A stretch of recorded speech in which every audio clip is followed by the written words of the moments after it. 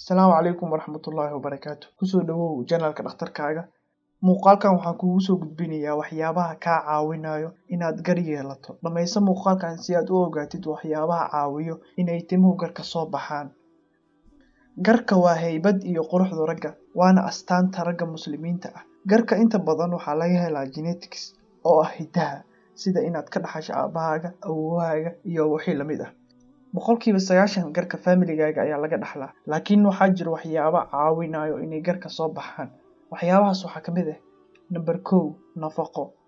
Garka siduu u soo baxo wuxuu u baahan yahay nafaqo, sida uu jirkaagu ugu baahan yahay nafaqo. Marka waxay ku xiran tahay cuntooyinka aad cunaysid. Cuntooyinka laga helo vitamin A ayaa inta badan ka qayb qaata guud ahaan korriinka timaha. Cuntooyinkaas waxaa ka mid ah beerka, ukunta iyo khudradda cagaaran. Daraasaad laga sameeyay wargeyska loo yaqaano Dermatology and Therapy 2019 ayaa sheegay in vitamin A muhiim u yahay guud ahaan korriinka jirka iyo timaha. Marka waa in jirkaaga uu helaa borotiin ku filan si aad u heshid timo iyo jir caafimaad qaba. Waxyaabaha kaa caawinaya in timaha garka ay soo baxaan waxaa ka mid ah number 2 inaad waqti siiso. Garka way ku kala duwan yihiin dadka. Waxaa jira dad si degdeg ah ugu soo baxo garka iyo dad uu waqti ku qaato. Marka waa muhiim inaad garkaaga waqti siisid siduu u soo baxo. Waxyaabaha kale ee kaa caawinaya inay timuhu garka soo baxaan waxaa ka mid ah number 3 hurdo. Garka inta badan wuxuu la xiriiraa hormoonka loo yaqaan testosterone. Haddii uu jirkaaga uu soo saaro xaddi badan oo testosterone ah, timuhu garkaaga degdeg ayay ku korayaan.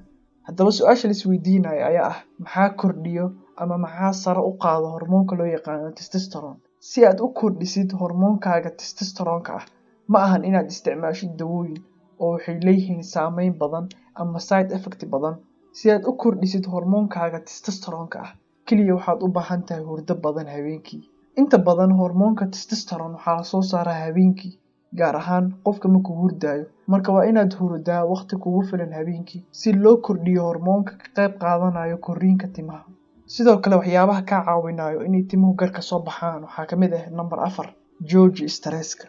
Inta badan qofka markuu walwalo ama markuu isku mashquuliyo timaha oo maalin kasta uu muraayad isku fiiriyo, timaha garka ma soo baxaan. Maskaxdeena waxay soo deysaa hormoono ka qayb qaadanayo soo saaridda timaha, kuwa madaxa ama kuwa garka. Marka qofka hadduu walwalo ama uu stress qaado, waxaa yaraanaya soo saaridda hormoonadaas. Daraasaad la sameeyay ayaa caddeynaysa in stressku inta badan uu keeno hair loss oo ah timaha inay daataan. Marka waa inaad joojisid inaad ka walwashid timaha garkaaga, waqtina aad siisid sidii u soo baxaan. Qaybta commentiga ah nagula wadaag haddii aad haysid waxyaabo soo saaro timaha garka si ay ugu faa'iidaystaan dhammaan bulshada. Ma leedahay saaxiib gar la'aan ah? La wadaag muuqaalkan, laga yaabaa inuu kaaga mahadceliyo. Haddii aad ku cusub tahay janaalkana ku soo biir oo subscribe saar si aad ula socotid muuqaalada xiga.